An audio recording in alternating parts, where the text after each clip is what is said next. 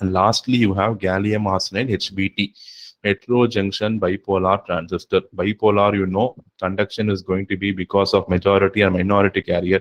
Heterojunction means I'm going to use two different junctions. Usually in BJT, it's a homo. It is also having two junctions, bipolar junctions, but the two junctions are PN junctions only.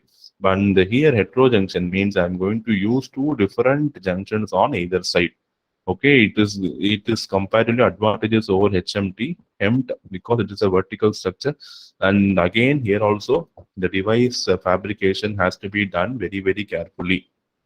So it is also having an emitter of several microns. It can work well in microwave frequencies. It is also a amplifier made of HBT will have a very high gain, but it will have high frequency. We have studied hybrid pi model, right? Whenever you are operating at a very high frequency, all those parasitic capacitance and resistance will come into picture. You have to handle them carefully. If you don't handle them carefully, then your performance is going to drop.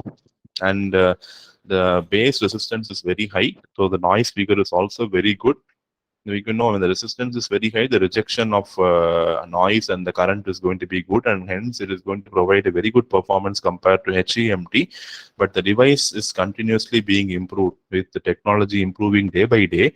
With new fabrication methodologies coming day by day, you can simply innovate and change the structure of HBT and see. You can see which provides you the optimal operating conditions for your HBT. HBT based products are mainly used for mobile handsets. See here. So it is mainly used for mobile handsets. Maybe a mobile handset is operating in a very low voltage. It is having a battery inside, and that battery can store only DC.